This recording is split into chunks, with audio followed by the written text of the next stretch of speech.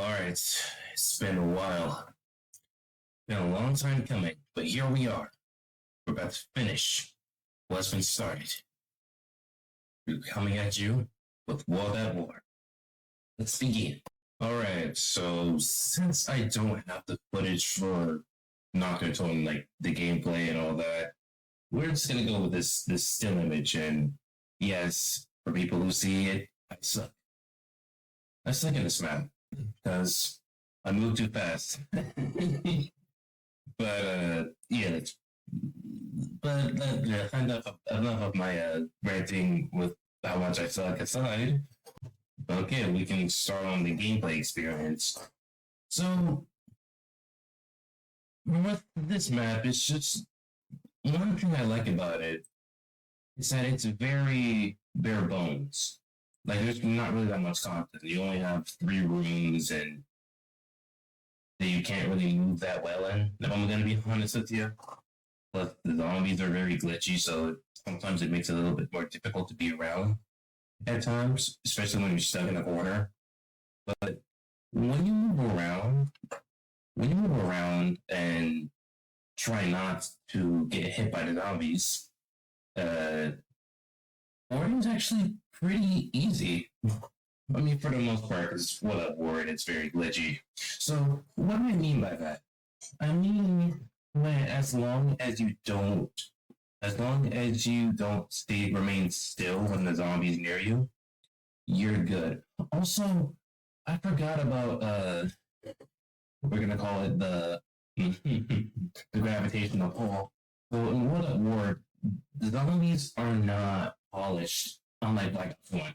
But the zombies are not polished. Meaning, when you try to knife a zombie in like round 2 or 3, you're gonna get double swiped pretty quickly because in not the zombies actually double swipe you when you're not moving. Like I said again, and it can be quite frustrating at times, especially when you're running around a horde of them. I mean, I know it's only 24 zombies, but like I said, the only wonder weapon you really got is the ray gun, number one. What's next? Thompson. Maybe some other guns. Or maybe the Panzer Strike. But I wouldn't like using it Panzer Strike because of how dangerous it is. But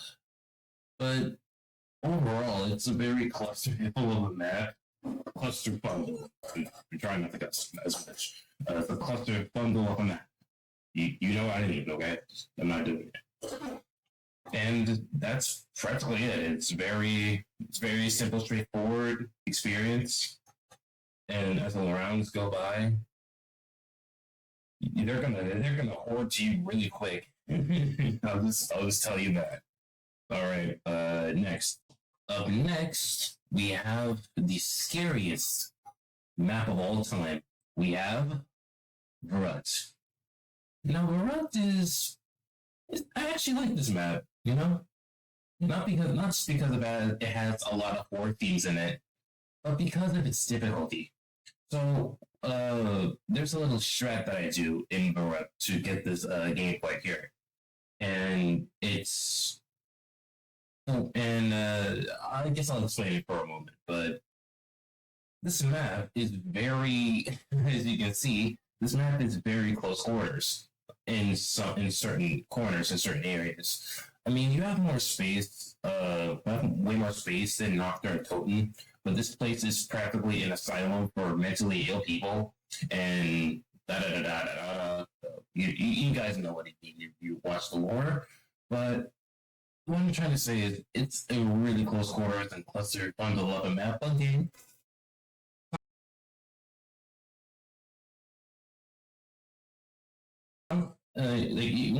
Even in the example is that even in this hallway that I'm recording in, this hallway, only 2-3 zombies can get past that. And if you have like zombies behind those 3, you're practically stuck. You rapidly get stuck, so it's very easy for you to get trapped, especially by sprinters, like Smurf Bear. But overall, this map is quite difficult if you don't get the rhythm down. So I guess I'll just explain my strategy for the first 15 rounds. So the first 15 rounds is that I go and then I get a Thompson. I turn on power. I make sure I spawn on the right side of the map. The quick revive area. Open up there. Get the Thompson off the wall and turn on power. And after that, I just sit near speed cola. I sit in the kitchen and use my Thompson just to ramp up points. And then after round 15, you see the strategy I'm doing right now. It's again, the zombies are a little more aggressive this time. They're not as the AI of the zombies aren't dumb compared to Knockdown Totem, and those guys hit you when you're still. These guys hit you while you're moving, and when you're still. It doesn't really matter. Just when you get close to them. But still, the whole wonky physics of WAW is still broken, and the zombies can just use their gravitational pull to grab you and just trap you to death. So training in this is not. It's difficult. Like I literally got stuck right there. It's difficult nonetheless. But once you got the rhythm down, like you're seeing in this gameplay, it's actually quite fun. Like going on high rounds is actually really fun. Like you can just use your points, just sit in the corner while you see all these zombies just burning and just flat out die. And then after that, you just kill one zombie, and then you do the whole process again. So it's a hard map, but once you get the rhythm down, it's actually quite enjoyable. I enjoy it a lot. All right, next. Oh, right. Before we go to the next part, I'm just gonna do this.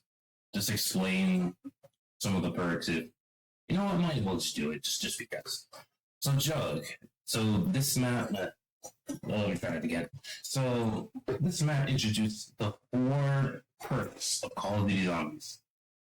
4 classics, and they are Quick Revive, Jug, Double Tap, and Speed Cola. So what do these perks do? Jug obviously increases your health. Jug increases your health so that way you can take more hits. It works a little bit differently in WAW, but you should probably watch Crazy Rabbit for that. I'm not going to go into depth. Speed Cola increases your reload speed, so it makes it easier for you to reload LMGs. And it's actually really good for camping. Really good for camping. It's perfectly there for if for those who don't play zombies, think about Modern Warfare 2 or 3. Doesn't matter which one, or even Black Ops 1. Maybe even World at War, I guess. Think about the sleight of hand perk you use to reload your weapons faster. That's practically what Speed Cola is. Double tap increases your fire rate, and that's about it. I mean, it's actually useful with some guns, and some other guns you can actually kill the zombies pretty faster. Like it's good for clearing out hordes a little bit, at least from my experience or my opinion anyway. And then you have Quick Revive. Quick Revive isn't useful in World at War. I just did it for craps and giggles. Honestly, I don't recommend you getting this if you're playing solo because it doesn't beat you up. Like the mechanic of Quick Revive is just picking up teammates faster. It's not picking yourself up. That's the perk. That's like a thing for Black Ops 1, not World at War. All right. Enough of the clarification. Let's go to Shinonuma. All right. And then, where we have here is Shinonuma. Or in Japanese, it's also known as the Swamp of Death, which sounds hardcore a little bit, if I'm being honest. But I'm getting ahead of myself. So Shinonuma is the 3rd map and the 2nd DLC of called World at War Zombies. So it takes place in it takes place in the Japanese swamp, and you're fighting off imperial Imperial Horde zombies and all that. December 3rd. Yeah, that's practically the story. I don't wanna go into deep. I don't want to go into depth in it, but that's practically it. So, what are the things? What are the new things that are introduced that can actually help out with the experience? You have the DG2, or just the Wunderwaffe DG2, which is a very powerful weapon and also really good for training. So let's say zap. If you shoot one zap, and it's whatever, it kills approximately 10 zombies. And when you pack a bunch of it kills 12. So that's actually really. Oh, sorry. This is shooting, not the reason. But I'm getting ahead of myself from there. This also introduced the doggies or the hellhounds. I'd say doggies because it's funny, but they're actually very quick and very swifty opponents. And if you're using a WAW, I recommend that you don't directly shoot at them. Just shoot at the ground near them. That way you can kill them a lot better, and you don't have to shock yourself to death. And that's practically it. And also the characters, but that I think it's a little too deep. All right, now let's do the experience. So Chionoma is quite unique. It's actually the very first open zombies map you've ever seen in World at War. It doesn't take. It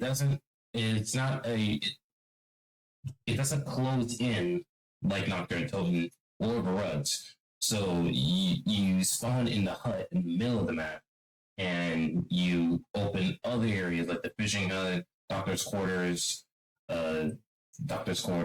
storage, and I think I forgot the other areas. Wow. Oh, in the communication room. There we go. And a comm room, or the communication room, which is the area I'm in right now. If you're seeing this. So, Chionoma is practically the easiest map. It's not really hard. I mean, the bugs are still there. Like it's what I work on. It's not going to change. But the high round experience for World at War in this map is really easy. Why? Because you have 24 zombies spawning. So before Deriz, where this glitch was patched, every single horde after round 5, I believe, I might be wrong, but after round 5, spawns in 24 zombies around. So that means when you kill them quick enough, the rounds actually go by very quickly. So the strat that most players use when protecting high world records in this map, because high world records are very common in this map, because it's you can do things with no ends, honestly. And you use 2 shots. You just use a whole clip of a Wunderwaffe and just kill the others. It really depends on what round you're on. It gets a little complex in the higher rounds. But around the early rounds, you just use your Wunderwaffe, Wunderwaffe.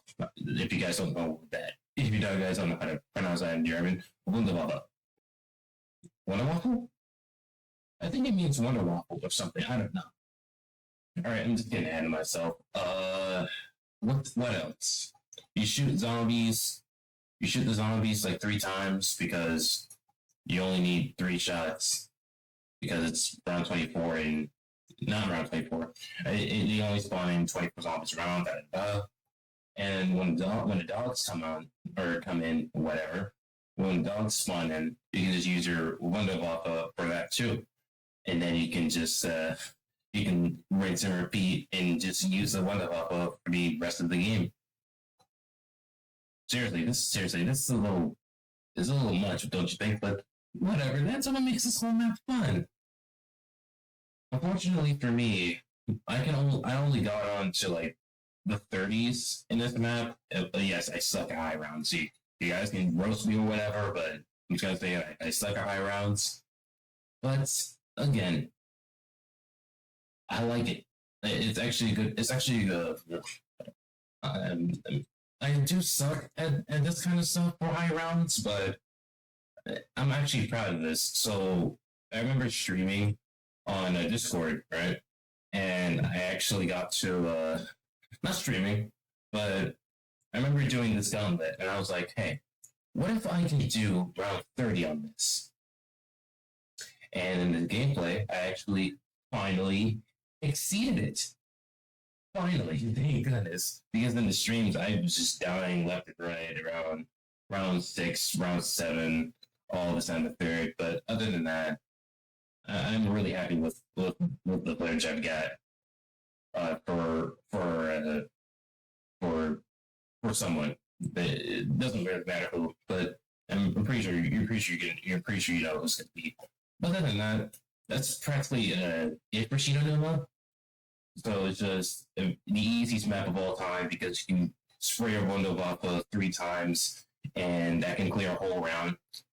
And then dogs come around like every 30, no, every 4 to 6 rounds to make it easier for you because after no, they're practically rounds, but after you beat them, after you kill them with the Rondo Vappa again, you can use more Rondo Vappa ammo. You can use more. And that's practically it. Just keep spreading the bundle off until all the zombies die. Hopefully get dogs. Hopefully get dogs around. And that's practically it. I mean, it's a little deeper than that, but again, I'm not gonna go to depth. You probably need to watch Claystar or Crazy Rabbit for that. Other than that, that's it. That's it for Chiyanuma. I'm pretty sure yeah, I'm pretty sure I'm not gonna do Doris because I already reviewed it, but that's practically it. Wow. So if anyone likes this, I don't know. No, you guys can do whatever you want. I'm just there doing this for craps and giggles. Whatever. I'll see you weirdos later.